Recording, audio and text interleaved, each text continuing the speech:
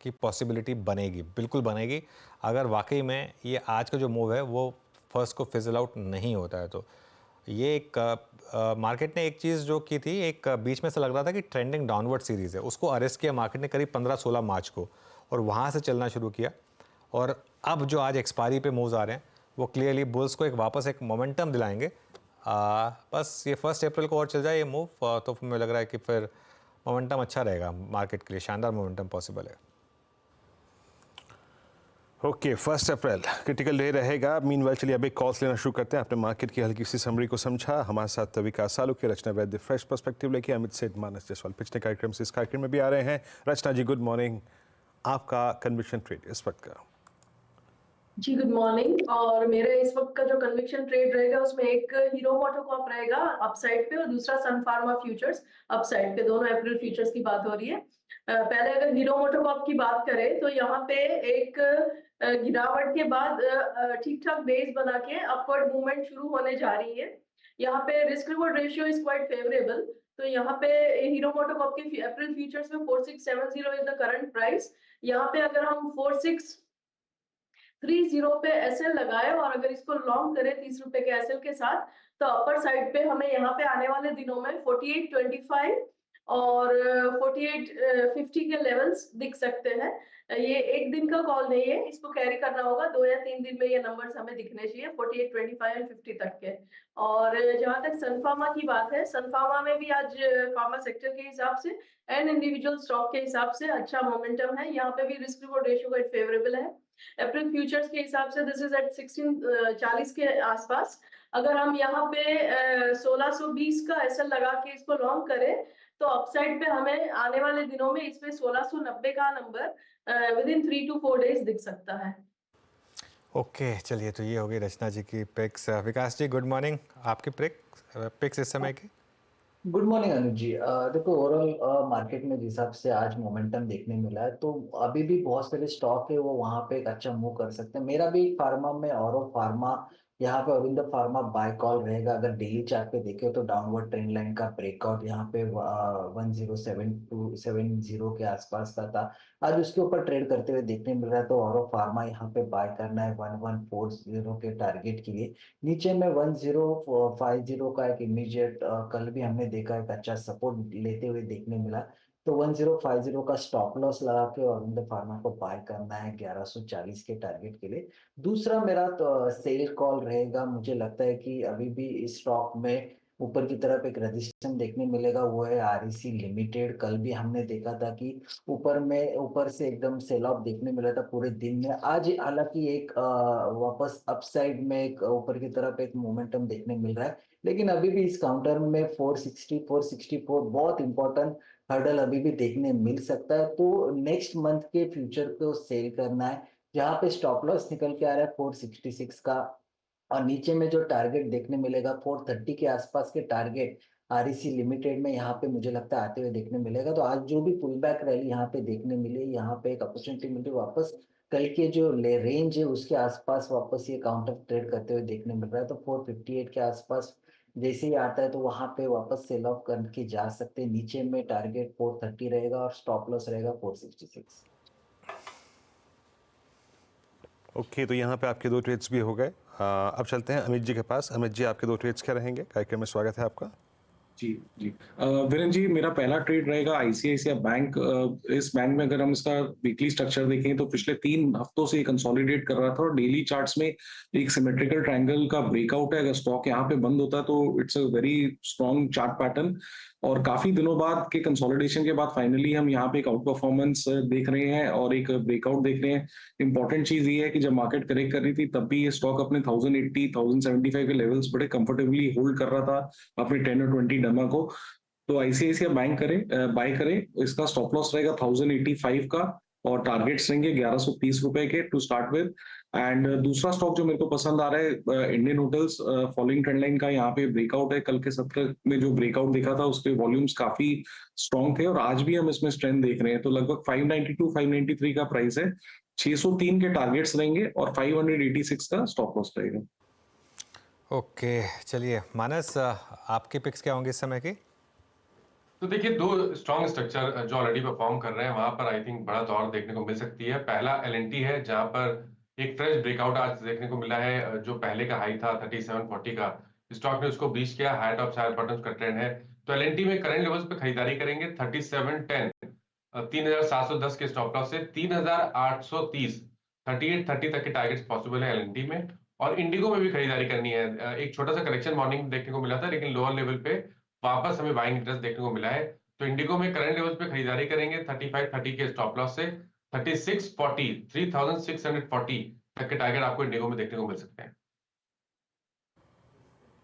Okay अच्छा, मानस की calls में जो एलएनटी शामिल था, अभी अभी मैंने चार्ट देखा है इसका, दिस मीन्स मतलब कि L&T is at all time high now 3753। और अभी अभी सिस्टम ने अलर्ट किया कि इसने जो जनवरी 30 का हाई क्रॉस किया, just I mean budget speech से पहले का दिन, अब इसने इसको क्रॉस कर दिया। अब यहाँ पे एक इम्पॉर्टेंट डिस्कशन करते हैं अनुज। हमने इस 3 महीने की अवधि में जनवरी, फरवरी, मार्च में, जिसमें अर्निंग सीजन भी परसिस्ट करता है, कमिंस को और एबीबी को टेक ओवर करते हुए देखा in terms of price, I mean जो एक्सपेंशन हुआ। क्या एलएनटी इस डिफरेंशियल को अब पूरा करने की कोशिश करेगा? ये क्या स्टॉक ऑफ द मोमेंट हो सकता है क्या, स्पेशली अगले 1 महीने के लिए? आई थिंक वीरू शायद कल हमारी स्पॉटलाइट में था एलएनटी, कल या परसों, आई थिंक 2 में से एक दिन था स्पॉटलाइट में ये शेयर। देखिए अगर तो ये रैली वही रैली है जो 2003 से 2007 वाली रैली थी, तो आप एक बार ज़रा उस फेज़ में एलएनटी ने जो किया था वो जाके देखेगा। एलएनटी और बीएचईएल दोनों ने, खैर, लेकिन एलएनटी ज़्यादा ज़रूरी था क्योंकि L&T obviously is much bigger company.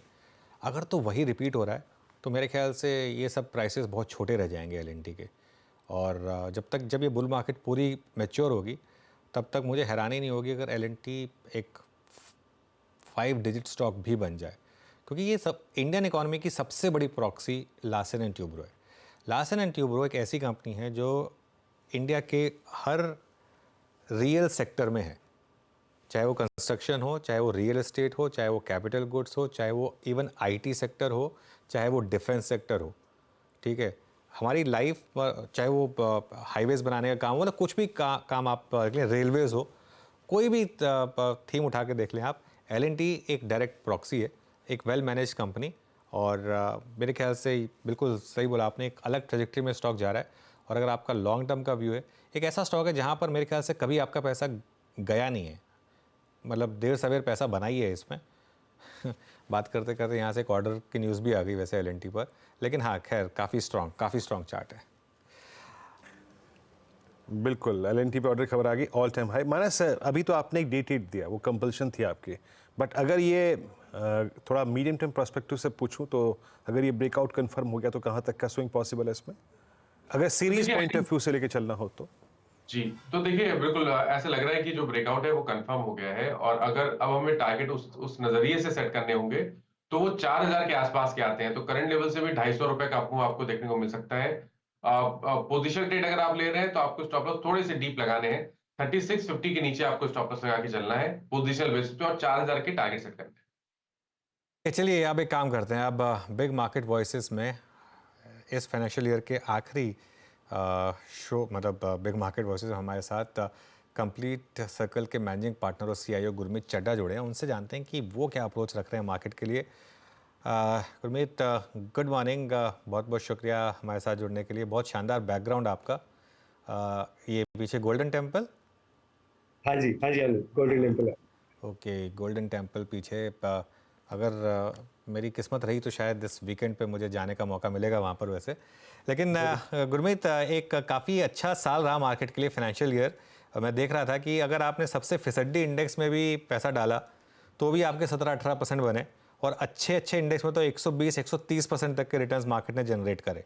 अब ऑब्वियसली बड़ा सवाल ये है कि क्या ये एक एबरेशन वाला ईयर था, क्या यहाँ से एक्सपेक्टेशन थोड़ी म्यूटेड हो, या वही एक्सपेक्टेशन इस साल भी रखी जाए?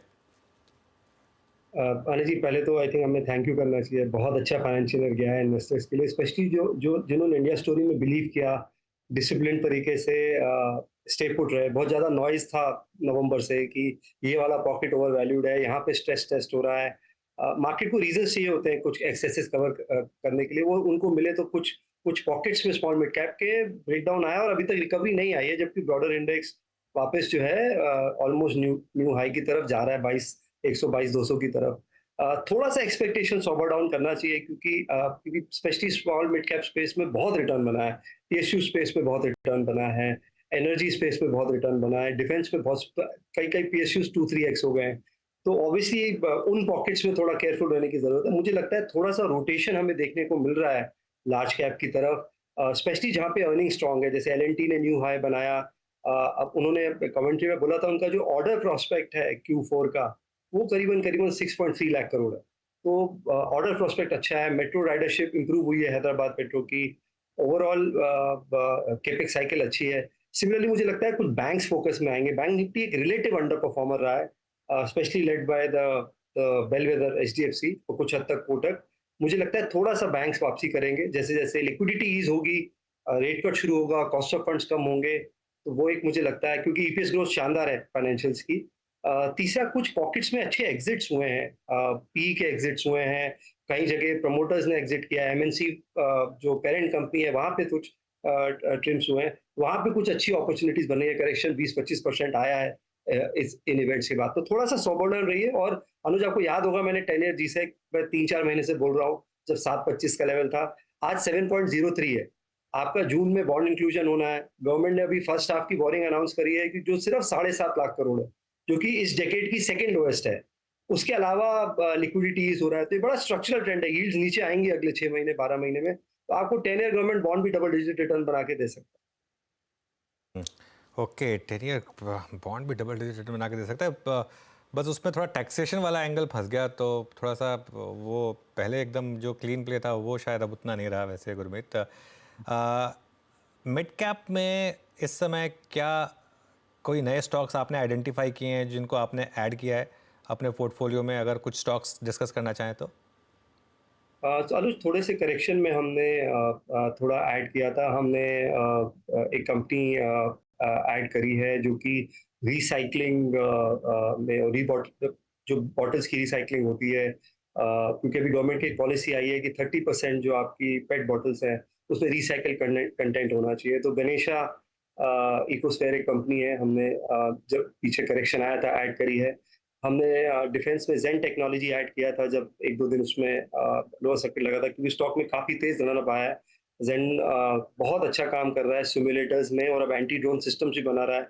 मैंने उसकी अबू धाबी डेमोन्स्ट्रेशन साइट का विजिट भी किया, और बहुत अच्छा लगा मुझे टेक पॉइंट ऑफ व्यू से। और बहुत जगह जब आप टेक बनाते हैं, आईपी क्रिएट करते हैं, तो उसका जो एन्युटी रेवेन्यू मिलता है वो सालों साल मिलता है, डेकेड्स में मिलता है, तो इसलिए वहाँ पे वैल्यूएशन ज़्यादा होता है। तो वो हमने ऐड किया है। हम कुछ एक एनबीएफसीज देख रहे हैं स्मॉल कैप्स में, जहाँ पे 30-40% करेक्शन आया है, और मुझे लगता है कि आरबीआई भी अब थोड़ा सा, मुझे लगता है जो रुख है वो थोड़ा सा नरम होगा, क्योंकि काफ़ी सख्ती हुई है उस स्पेस में, चाहे वो आईपीओ फाइनेंसिंग हो, गोल्ड फाइनेंसिंग हो, स्मॉल टिकट लोन्स हो।